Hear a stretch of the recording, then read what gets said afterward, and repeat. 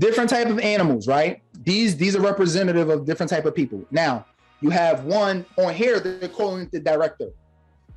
They're calling it the director in this framework. A lot of people have different frameworks for how they basically, label the DISC assessment, right? I think, so for the animals, one is the lion. The lion, matter of fact, raise your hand if this is more your personality.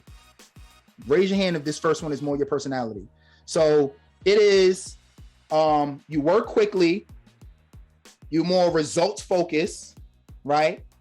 And the way that they do it is they kind of telling you how to handle this person. But you're a person that likes to be in control, right? So you're like a type A personality.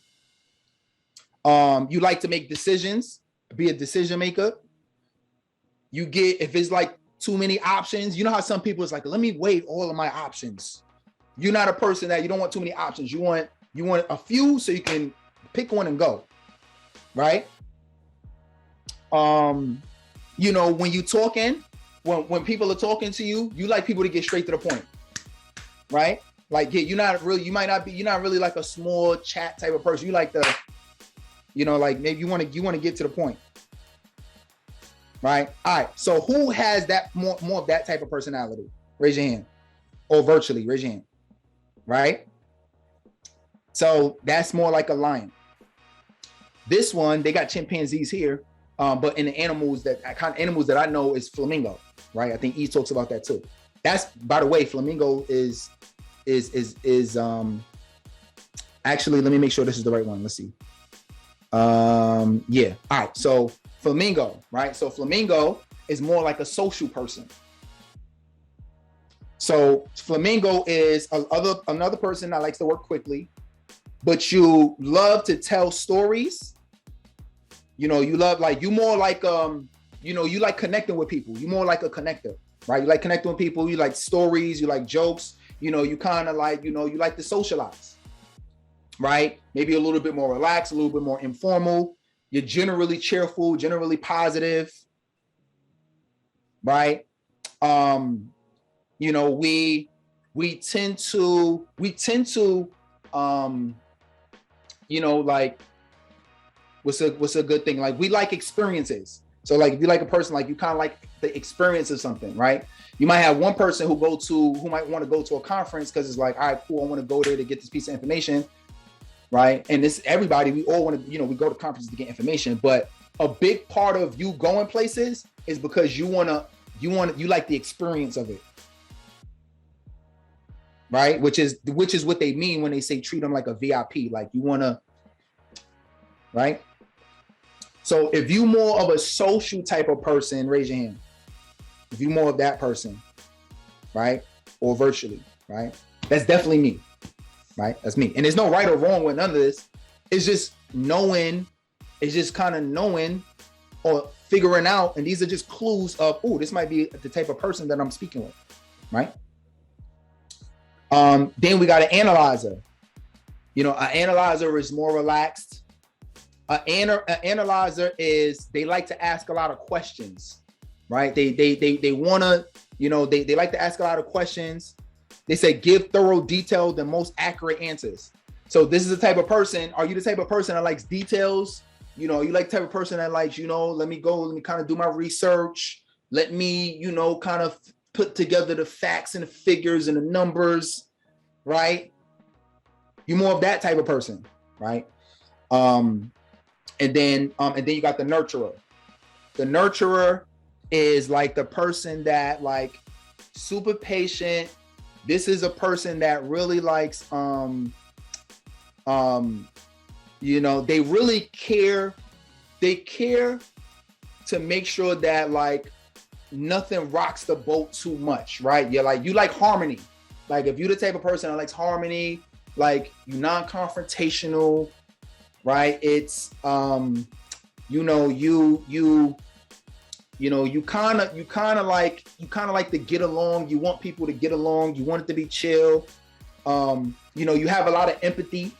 It's a good key indicator, right? You really feel for people.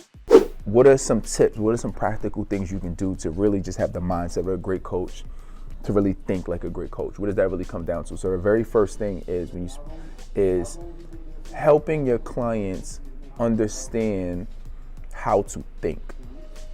How to think. Specifically, how should they think about this situation, regardless of what it is, right? Because they're going to be going through challenges. How should they think about the situation? How should they? What kind of perspective should they approach this scenario or circumstance with, right? A lot of times, we get clients and they're overthinking things, right? They, or they, oh, well, I don't want to take action because of this, or like I get a lot of folks who they're afraid to start their coaching business because of, I'm a perfectionist. I want everything to be perfect. I don't want to do it because of what people are going to say. They're going to judge me. I don't like the way that I look on camera. All the different things, right? And what's interesting about that is, as a coach, I know that in order to really live your passion and your mission in the world, yes, to some degree, some of those things may be true, but at the same time, we don't let that limit us. And then two, there's a certain way that you can think about it to get yourself over the hump, because those are not going to be excuses why you don't serve the world, right? For example, somebody says, hey, you know what, I'm a perfectionist. Well, I'm going to show them a different way to think and say something along the lines of, yeah, I get it. Really, there's a thin line between perfectionism and excellence, right? Perfectionists, you don't want to be a perfectionist. Perfectionists never get things out, right? Because they never quite feel ready.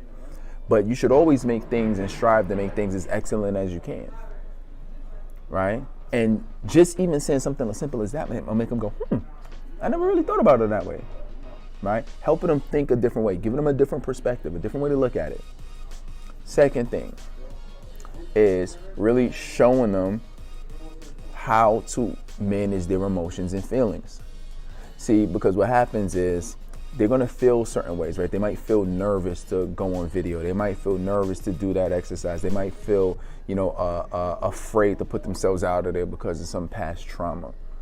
But your goal is to show them how to manage the emotions. Your goal is to share with them how to get themselves in a mental state and in a feeling that's going to empower them to actually take the action, right? Because you got to remember, if they were already in a position where they can achieve, where they have the results that you're coaching them, they wouldn't be working with you, right? Or they wouldn't be on the phone with you. So that means that there's something that's limiting them from getting to where they want to be. And a lot of times it's some type of feeling that they have that's even preventing them, even if they know it, there's something that they're feeling inside that's preventing them from actually doing the thing that they know they need to do. So they never take action. So your goal is to really help them manage that emotion, help them overcome their fear. And that doesn't mean that there's never going to be fear there. What that means is that you're going to help them work through it so they can still take action and get the results that they need to take. Right? A lot of these things are going to take practice over time, but the more you work with your people, the more that you'll help them get closer to that result. Number 3, help your clients with changing their behavior. So your goal is to change their behavior. And what's important about behavior change is that when you help somebody change their behavior, that means that they're doing different things that they weren't doing before. Now, whether they know it or not, at the end of the day, it's about, are they actually taking the right actions that they need to take? The curriculum, and this is really what we're talking about, the better you can create the curriculum for your program. A lot of coaches don't even have a curriculum. They say, oh, well, I've been giving free advice for years, and, because I've been just giving this advice for years that, I know how to coach.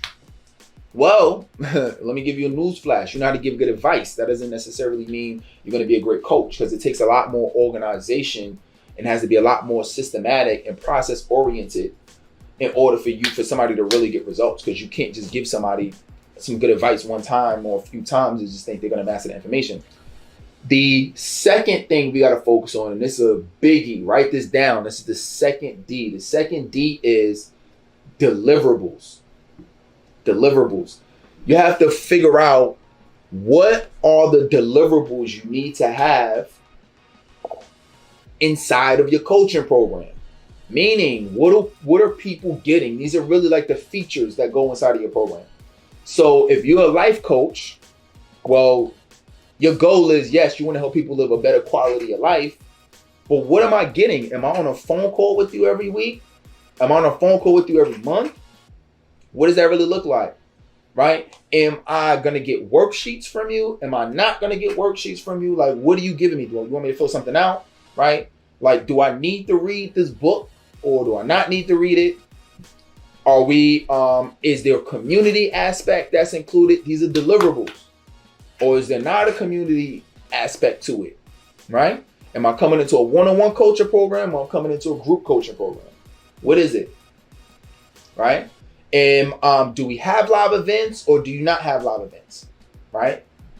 Maybe part of what you teach people is you don't just want to have the virtual aspect to it. Maybe there's a certain part of the development process where you actually want people, you want people to come together.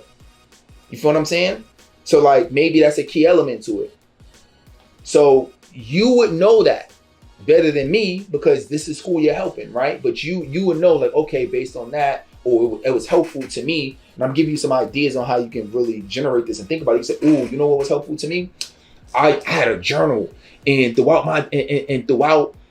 my relationship, what really helped me was writing things down. Why don't you make that as an exercise that goes into your coaching program? You feel what I'm saying? Like those are the little things those are like the small hinges that swing the big doors. Some key things, right? Are the templates that they're getting as part of it? Are there like, it's part of it like a done for you service, right? So there's a list of different deliverables that you can give people, but these are literally the elements that's a part of the package. These are the elements that's part of your program. And the reason you got to have this down is, of course, to get them to make progress, but also when you're going to market it or you're going to get people interested in it, that what you're giving people is going to be a key part of it. Are there accountability groups as part of it? Whatever that is, dude, is it a mixture between we have one, we have a group call, you know what I'm saying, once a week, and then you get a once a month one-on-one call with me? I don't know what it is, and I'm not saying anything is right or wrong. I'm saying that you got to know what your deliverables are. And then the third thing, we got development, number one, deliverables, number two, and then the third thing, and what goes into your culture program that you have to know is what is the duration? What is the duration? What is the duration? Meaning, what is the duration of your program? Duration is how long is it going to be? So if you're going to be coaching somebody, let's say if you're doing one-on-one, if you're going to be coaching somebody, well, how long are you coaching them for? All right, first, and this is more like frequency, but you can put it with duration, is how long are you meeting with them for? So if you're doing one-on-one, is it one-on-one every week forever? Is it one-on-one for 12 months and we meet once a month? Is it once a week and we meet for 8 weeks, 10 weeks, 12 weeks? Is it daily? I know people who got a group coaching program and they meet every single morning. There's no right or wrong to it. It depends on what you want to do.